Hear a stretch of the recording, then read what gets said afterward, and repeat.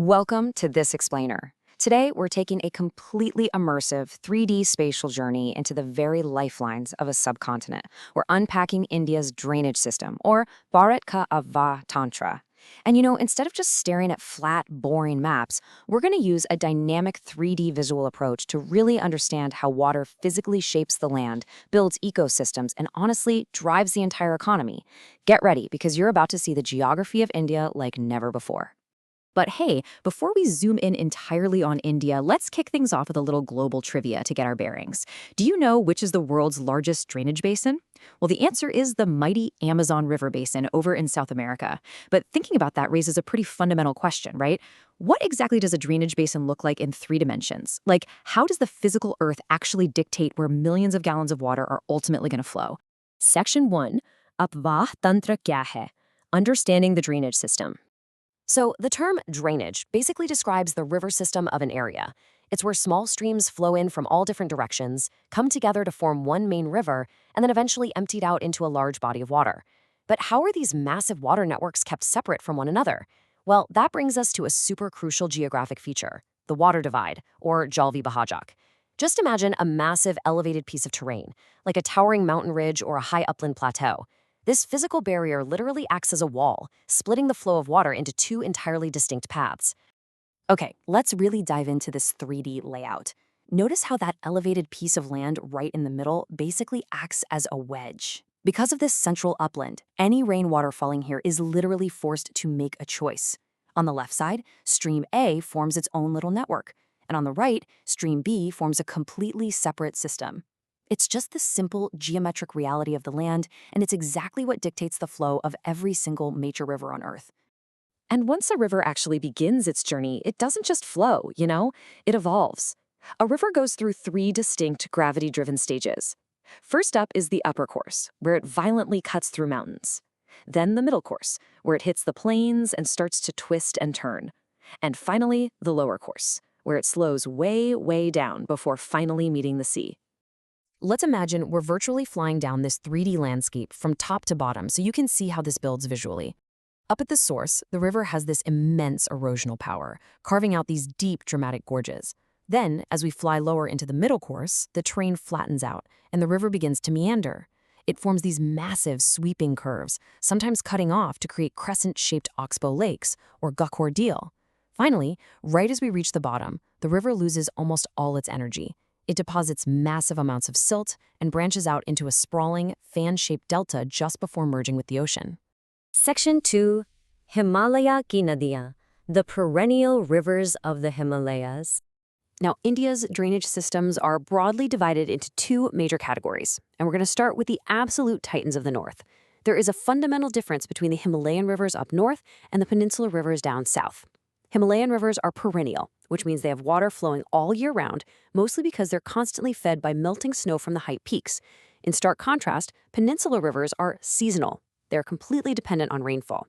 So during dry seasons, even some of the largest rivers there can literally reduce to a trickle, which, isn't great if you were expecting a majestic boat ride. Let's do a quick virtual flyover across the country's major rivers.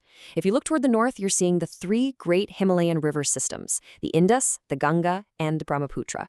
The Indus actually originates in Tibet, enters India through Ladakh, creating these stunning gorges, and gets joined by tributaries like the Zaskar and Nuba.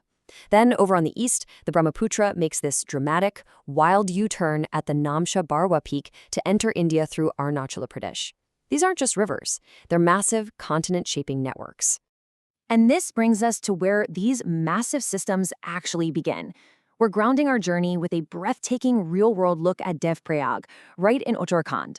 This right here is the exact confluence where the Bhagirathi River meets the Alaknanda River. It's at this very point of convergence that the waters combine to officially become the mainstream of the legendary Ganga River, just before it descends into the plains at Hardi. The scale of what begins at that mountain confluence is just staggering. The Ganga River stretches for over 2,500 kilometers. As it flows eastwards, joined by major tributaries like the Yamuna, Ghaghara, Gandak, and Kosi, it creates one of the most fertile and densely populated plains on the entire planet. And the slope is so unbelievably gradual, it drops only about 1 meter for every 6 kilometers, that it creates these massive, sweeping meanders all across the land. Section 3, प्रायद्वीपीय भारत की जीवन धारा, lifeline of peninsular India. All right, let's shift our spatial journey southward, moving away from the snow-capped peaks and down into the older, seasonal rivers of the peninsular plateau. Most of these major southern rivers, like the Godavari, the Mahanadi, the Krishna, and the Kaveri, flow eastwards and drain right into the Bay of Bengal, creating these incredibly rich deltas at their mouths. The Narmada and Tapi are the major exceptions here. They flow west into the Arabian Sea and form estuaries instead. And here's a fascinating detail. The Godavari is so vast, stretching about 1,500 kilometers long, that it's respectfully known as the Dakshin Ganga, or the Ganga of the South. Section 4. झीलों का सौंदर्य और महत्व, beauty and importance of lakes. So, while flowing rivers are constantly reshaping the earth, we absolutely need to talk about serene, standing bodies of water. Take Loktak Lake, for example. It is famous for its completely unique floating vegetation. And just imagine the immense tourist draw of places like Dal Lake in Kashmir with its iconic houseboats, or the scenic hill station of Nainital. If these lakes didn't exist, would these places still attract thousands of tourists every single year? Absolutely not. Lakes are massive economic engines, entirely driven by their natural beauty. But lakes are for sure way more than just scenic backgrounds for tourist photos. They are highly functional, absolutely critical ecological regulators. During heavy rains, they act exactly like giant sponges to prevent devastating floods. Then, during dry seasons, they release water to maintain a steady river flow.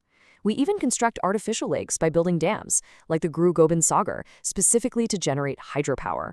On top of all that, they balance the local climate and maintain aquatic ecosystems.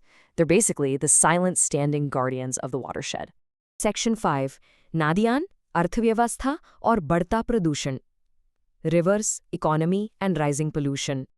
As we enter the final arc of this explainer, we really have to confront a pretty difficult reality regarding our reliance on these waters. The cause and effect here is stark. On one side, we have this massive domestic, municipal, industrial, and agricultural demand. We're extracting more water than ever before while simultaneously pumping untreated sewage and toxic industrial effluents right back into the rivers. And on the other side, the effects are devastating. Not only does water quality completely plummet, but the rivers actually lose their natural ability to clean themselves. Interestingly, our sources note that if there's adequate flow, the Ganga can actually dilute and assimilate pollution within a 20-kilometer stretch. But rapid, unchecked urbanization is just completely overwhelming that natural self-cleansing mechanism. Fortunately, though, there is a systemic response to this crisis. The National River Conservation Plan, or NRCP, is an actionable conservation effort that actually traces its roots all the way back to 1985 with the Ganga Action Plan. Over the decades, it's expanded with the sole objective of improving the water quality of rivers across the whole country by intercepting, diverting, and treating pollution. It is a monumental task, no doubt, trying to reverse decades of industrial impact to secure these lifelines for future generations. We're going to conclude our 3D spatial journey today with a really powerful, provocative thought taken straight from our source material. Human life without clean water. Can you even imagine it?